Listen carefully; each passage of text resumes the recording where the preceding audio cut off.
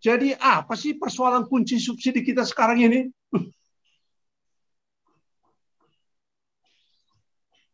Kalau menurut pendapat saya, kita bikin rumit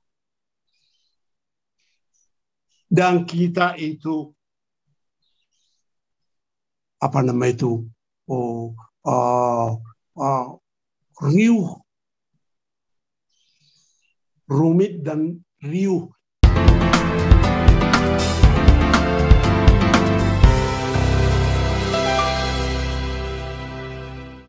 Hai sob, bagaimana kabar? Seperti janji abang di episode pertama yang mengupas tentang pupuk bersubsidi yang lagi marak ini. Pada episode kali ini kita mendengarkan pendapat seorang mantan menteri dan juga sebagai guru besar di Institut Pertanian Bogor. Beliau adalah Profesor Dr. Bungaran Saragi yang pada hari ini atau di tahun ini berusia 76 tahun. Tentu dengan begitu banyak lika-liku pengalaman Profesor Bungaran, apapun yang dia ungkapkan adalah sesuai dengan keilmuan serta pengetahuan yang sangat matang. Di dalam episode ini, Profesor Bungaran sama dengan Presiden Jokowi begitu gusar. Bahkan Profesor Bungaran mengatakan ini tentang pupuk bersubsidi ini ricuh, ramai, dan tak kunjung selesai karena begitu banyak kepentingan. Profesor Dr. Bungaran Saragi ini adalah mantan menteri di kabinet gotong royong di era Gus Dur dan Megawati. Kala itu sang profesor mencetuskan untuk hadirnya pupuk bersubsidi ini. Namun di dalam keterangannya, sang menteri mengatakan kala itu adalah untuk waktu yang tidak terlalu lama. Jadi mempunyai maksud dan misi untuk menyelamatkan kesejahteraan dan ketahanan pangan ketika krisis pangan waktu itu. Namun sebelumnya kita saksikan cuplikan Profesor Bungaran atas tanggapan tentang pupuk bersubsidi yang tidak pernah kunjung selesai ini. Lalu kemudian sang profesor pun menyampaikan solusi-solusinya.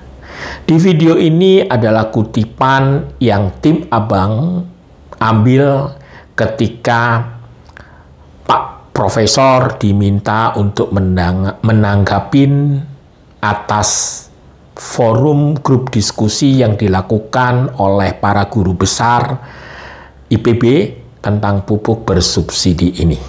Saksikan video lengkap atas tanggapan dari Profesor Bungaran Saragi. Jadi apa sih persoalan kunci subsidi kita sekarang ini?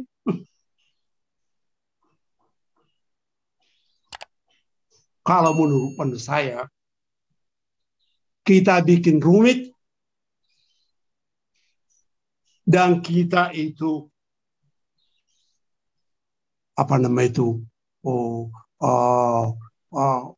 riuh, rumit dan riuh. Itu persoalan kita. Dan kalau itu tidak kita selesaikan, tidak akan selesai. Saya ingat sudah 5 tahun kita ngomong seperti ini. Dan tidak pernah terkristalisasi.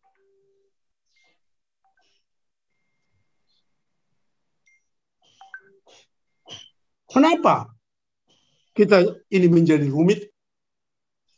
Kenapa ini menjadi ramai?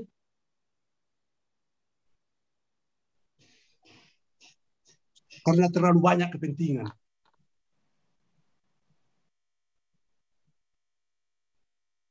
Karena kita melihat 25 triliun.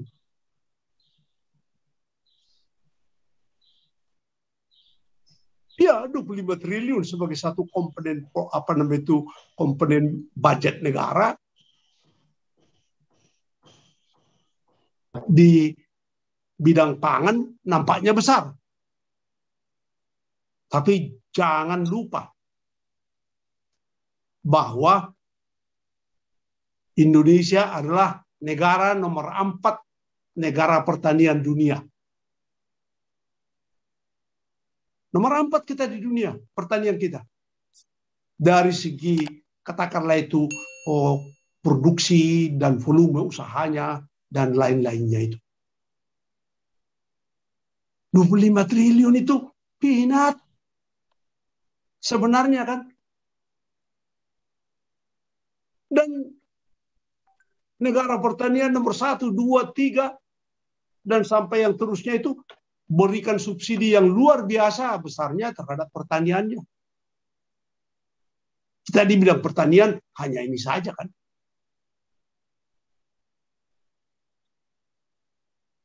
Hanya ini saja. Tapi entah bagaimana, ini kita menjadi rumit dan menjadi ramai karena banyak kepentingan. Kepentingan langsung dan kepentingan pikiran-pikiran. Lain kepentingan Kementerian Keuangan, lain Kementerian Perindustrian, lain BUMN, lain pertanian. Lain-lain semuanya itu. Lain petani, lain pedagang, lain pengusaha. Lain orang ekonomi pertanian, lain orang ilmu tanah, dan lain orang political science. Ini rumit sekali.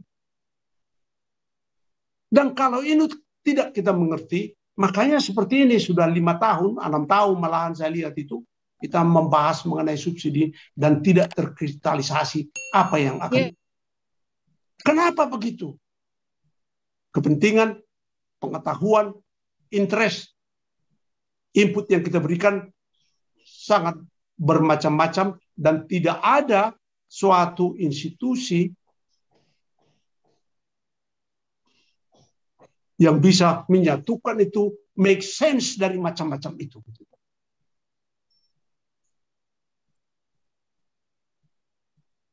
Saya sudah lama mengusulkan. Sebab dulu di masa reformasi ini saya yang memulai subsidi pupuk. Dan saya tidak berencana subsidi pupuk itu terus-menerus. Waktu itu krisis pangan, kita perlu pangan, kita perlu produksi meningkat. Cara meningkatkan produksi, ada pupuk. Petani tidak bisa pakai pupuk, kita kasih pupuk. Begitu. Dan sudah masanya, menurut pendapat saya, kita melakukan third party independent evaluation. Third party independent evaluation. Evaluation sudah banyak. Tadi juga Jusman juga sudah mengungkapkan banyak hasil-hasil penelitian juga. Tapi sering itu terlalu mikro dan diterjemahkan kepada makro. Nggak benar. Nggak cukup. Kita kutip-kutip aja di sana kan. Informasi-informasi itu kan. Dan itu menjadi komentar kita. Tapi kita tidak melihat itu. Evaluasi secara makronya. Baru nanti tempatnya mikro ini. Dengan budget 1 tahun 25 triliun. Apa sulitnya menyediakan 10 miliar untuk membuat third party evaluation ini? Yang dia tidak punya kepentingan. Dia hanya kepentingan bagaimana ini supaya jangan rumit, dan bagaimana ini jangan supaya ramai riuh rendah. Dan tidak ada keputusan-keputusan yang bisa diambil. Jadi saya mau mengatakan fokus group discussion boleh. dan fokus group discussion itu akan bagus sekali kalau sudah ada third party evaluation tadi itu. Dari dalam negeri maupun dari luar negeri itu bisa, tapi dia harus tenang melihat perbedaan-perbedaan itu dan apa baiknya untuk masa yang akan datang. Itu komentar saya yang pertama. Yang kedua, kenapa kita rumit itu? Sering kita tidak memisahkan antara perbaikan operasional dan perbaikan strategis. Perbaikan operasional dan perbaikan strategis. Ya, kalau perbaikan operasional kan ya itu pekerjaan-pekerjaan direktur lah itu. Bahkan yang sering bekerja itu, pengalaman saya itu bukan direktur, kepala bidang toh, subdirektorat itu yang menyiapkan itu operasional, dan buktinya yang ngomong di sini juga jadi seperti itu. Tapi kalau soal strategis kan, ya tadi, apa tujuan daripada subsidi pupuk ini? Ketahanan pangan dan kesejahteraan petani. Oke, bolehlah itu. Itu kan tujuan yang jauh. Mana bisa pupuk meningkatkan ketahanan pangan sendiri? Mana bisa pupuk meningkatkan kesejahteraan petani secara sendiri? Itu adalah hanya sebagian daripada itu. Tapi kita paksakan ini kebijakan pupuk ini untuk itu, ya salah. Ya kita makanya kita rumit begitu. Itu kita harus klarifikasi. Apa sih tujuan dari subsidi pupuk ini? Apa outputnya? Apa impaknya? Apa dampaknya? Apa impaknya? Kita terus masuk ke impaknya dan kita tidak pernah membahas mengenai dampak dan output dari suatu kebijakan yang begini besar. Ributlah kita. Ributlah kita, ramailah kita. Rumitlah juga pekerjaannya begitu toh. Kalau subsidi mau menyelesaikan soal ketahanan pangan, ya tidak bisa, nonsens. Kita tidak realistis. Kita tidak. Wah, ini soal strategis. Ya dulu memang ketahanan pangan dan kesejahteraan. Waktu kita mulai ini hanya bagaimana supaya meningkatkan produksi. Konkret kita keluar dari krisis pangan. Waktu masa krisis moneter tahun 2000 dulu. Karena spesifik dia. Spesifik. Sekarang jadi rumit. Nah, ini harus dikelirkan gitu toh. Ini harus dikelirkan. Kemudian juga kalau waktu itu kan yang ada hanya pupuk, urea, dan NPK. Dan para ahli tanah juga sudah mengatakan ya itulah pupuk gitu toh. Sekarang kan sudah berubah ini orang-orang ilmu tanah ini. Saya bukan ahli tanah. Gitu. Ya pupuk bukan itu. Dan masalahnya bukan pupuk juga. Masalahnya adalah plant nutrition. Plant nutrition. So, kalau hanya pupuk, ya kita lihat misalnya penggunaan urea juga sudah terlalu banyak. Kita kasih urea juga tidak akan meningkatkan lagi. Tapi kalau nggak dikasih, menjatuhkan produksi. Jadi, what do we mean by pupuk gitu toh? Ini kunci ini. Sudah disinggung tadi itu, sudah disinggung. Apa yang kita masuk dengan pupuk? Apakah pupuk organik atau pupuk biofertilizers atau yang mana begitu toh? Organik atau yang mana? Lantas kalau itu nggak jelas subsidi pupuknya kita subsidi ke sini, tapi sebenarnya yang dibutuhkan tanaman itu adalah ke sini. Wah, ini hal-hal yang perlu dan itu sangat strategis sekali. What do we mean by pupuk gitu toh? What do we mean by pupuk? Jadi kalau menurut saya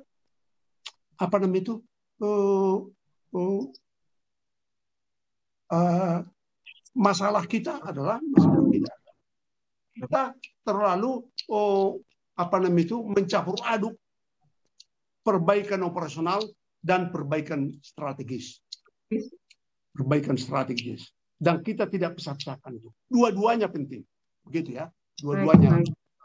Saya intinya yang mau saya katakan itu, we need third party evaluation mengenai kebijakan pupuk nasional, dan dari evaluation itulah nanti kita bisa sepakat bagaimana yang kita lanjutkan pada masa-masa akan datang. Tentu cuplikan video ini adalah bagian dari pengetahuan kita tentang bagaimana mengulas tentang pupuk bersubsidi di episode-episode yang nanti Abang akan tayangkan.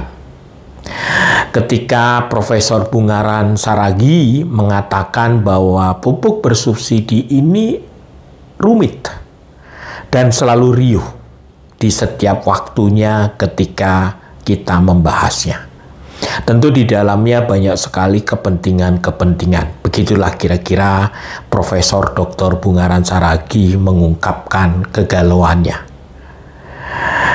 Semoga video ini dapat bermanfaat dan membuka pemikiran dan pikiran semua pihak, terutama para guru-guru besar ataupun akademisi, tentang mensikapi bagaimana baiknya memberikan saran dan masukan ke pemerintah, bukan hanya dari sudut pandang rugi atau tidaknya petani menerima subsidi ini saja, namun juga harus diungkapkan atas tanggapan hal ini kepada masyarakat pada umumnya yang tidak mengerti atas hadirnya pupuk subsidi ini yang sudah berumur 10 tahun lebih.